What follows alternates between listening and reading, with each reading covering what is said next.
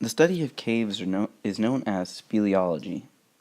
A cave is a natural void beneath the land surface that is large enough to admit humans. Nearly all caves extend into total darkness. Many underground openings are too small to enter, and some of them have the origin as caves, but these tiny pores and fissures are not defined as true caves because we cannot explore them ourselves. A cave provides a first-hand view of the subsurface, and this is what makes the exploration and science of caves such an intimate experience. The same urge to take a personal look is what sent humans to the moon. There are a large variety of caves and how caves are formed in the entire world. As shown in the following pictures, you will see the different types of caves.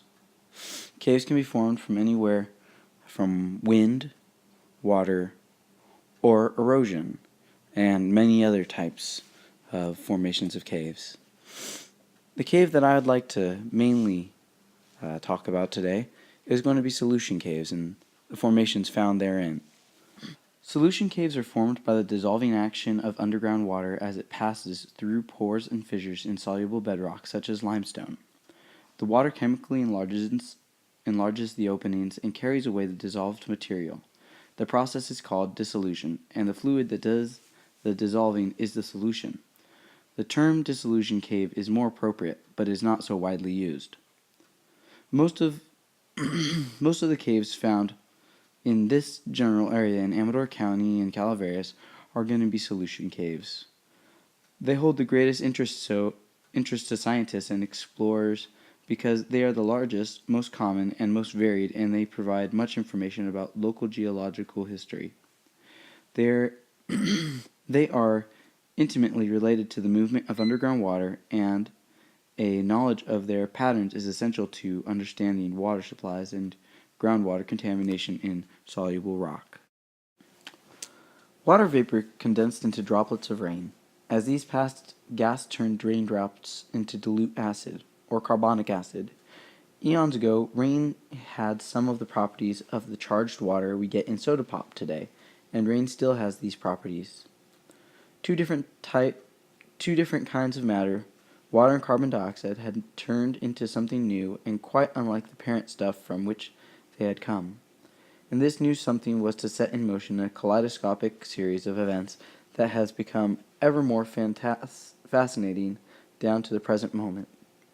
Carbonic acid acted on a mineral called calcium carbonate that was present in the rock of the surface of the earth. In some places, calcium compounds made up so much as 20% of the material in the original bedrock. The formations found in these slides are formed by the process we just spoke about.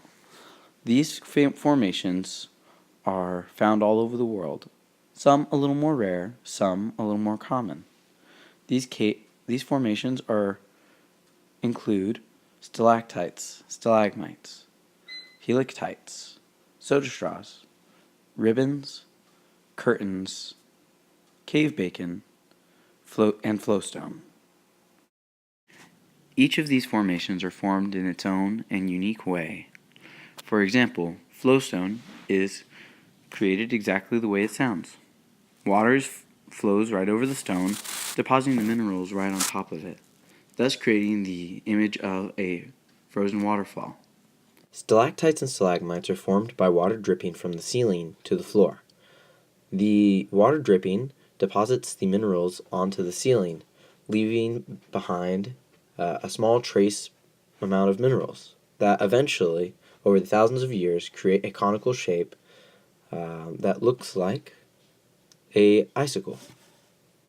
Given enough time, a stalactite and a stalagmite can reach together and form what is called a stalactostalagmite, or, more simple, a column. Ribbons and cave bacon are formed slightly similar.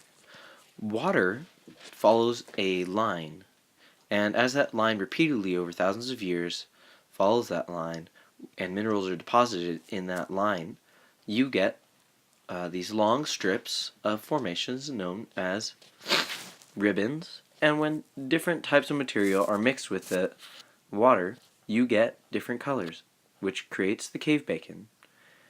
And when these formations get large enough, we also refer to them as angel's wings. Helictites are a little bit more complicated in their formation. As the formations are a crystalline structure, helictites also are hollow in the middle, such as soda straws. Although the space in which the water has to travel through is a lot tighter, the water comes out in off of different faces of the crystal, thus creating the image of coral, or sometimes even people say spaghetti. This concludes this video and the semester project on how caves and formations found therein are formed.